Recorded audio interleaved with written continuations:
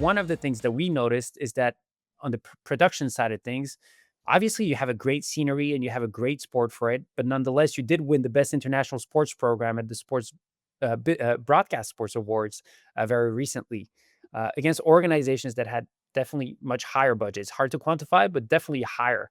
What is the secret sauce to having won this competition, you think? I think when you do what we do, um, it requires multiple specialist partners. So we have the guys who do the VR and the AR. We have incredible production company called Aurora, who have been the cutting edge of new sport for over a decade. We have an onboard camera specialist supplier called Crossshore Media. We have amazing timing and data partner called Alkanor Systems.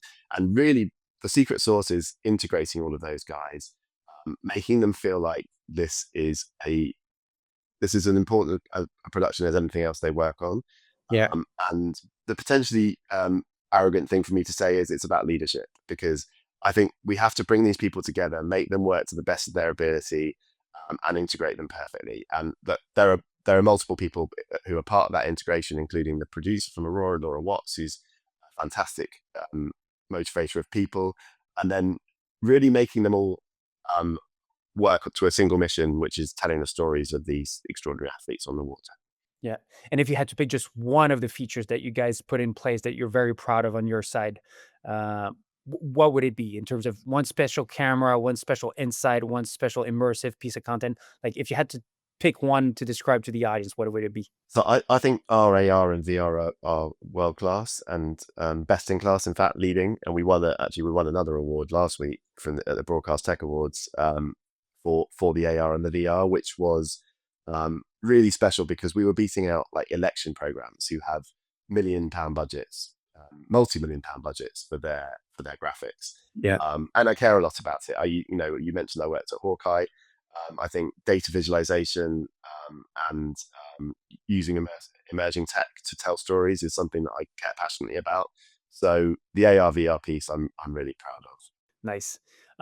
And then one thing that is very much less in under your control, but that is one of the realities that you have to cope with. You said, the E1 boats are very new technology, and so you can't really expect them to have, you're always subject to surprises. How do you adapt to that? Like, how do you anticipate all of that? How do you anticipate covering for the moments where it doesn't exactly pan out as you expect? And on the other side, what is fun to work on with those considerations at play? The thing about the U1 race birds are that they're foiling electric race boats. No one's ever made one of these before. They are totally brand new technology.